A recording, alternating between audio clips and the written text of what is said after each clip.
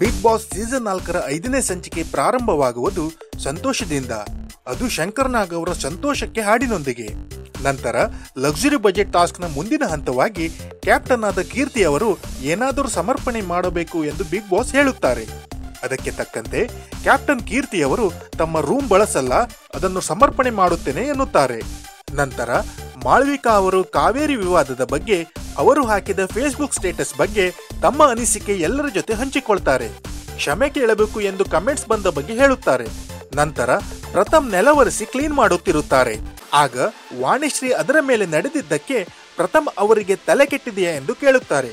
ಆಗ ವಾಣಿಶ್ರೀ ಮತ್ತು ಪ್ರಥಮ್ಗೆ ವಾಗ್ವಾದವೇ ನಡೆಯುತ್ತದೆ.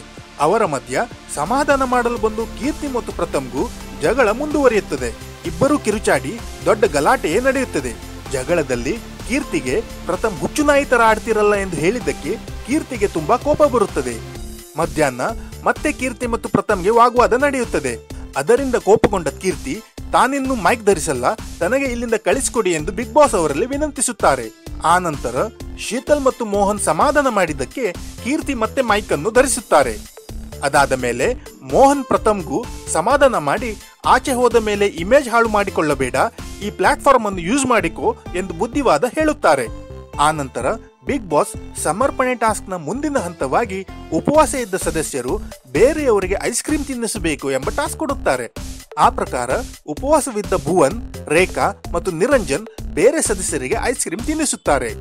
ಹಾಗೆ ತಿನ್ನಿಸಬೇಕಾದಾಗ ನಿರಂಜನ್ ಅಳಲಾರಂಭಿಸುತ್ತಾರೆ. ಕಾರಣ ಕೇಳಿದಕ್ಕೆ ಏನೋ ನೆನಪಾಯಿತು ಎಂದು ನಿರಂಜನ್ ಹೇಳುತ್ತಾರೆ. ಸಂಜೆ ಸಮರ್ಪಣೆ ಟಾಸ್ಕ್ ಮುಕ್ತಾಯವಾದ ಬಗ್ಗೆ ಬಿಗ್ ಬಾಸ್ ತಿಳಿಸುತ್ತಾರೆ ಮತ್ತು 2400 ಲಕ್ಸುರಿ ಬಜೆಟ್ ಪಾಯಿಂಟ್ಸ್ ಅನ್ನು ಕೊಡುತ್ತಾರೆ. ನಂತರ ರಾತ್ರಿ ಎಲ್ಲರೂ ಸೇರಿ ಬಜೆಟ್ ಪಾಯಿಂಟ್ಸ್ಗೆ ತಕ್ಕಂತೆ ಪರ್ಚೇಸ್ ಮಾಡುತ್ತಾರೆ. ಅಲ್ಲಿಗೆ ಇನ್ನೊಂದು ದಿನ ಮುಗಿಯುತ್ತದೆ.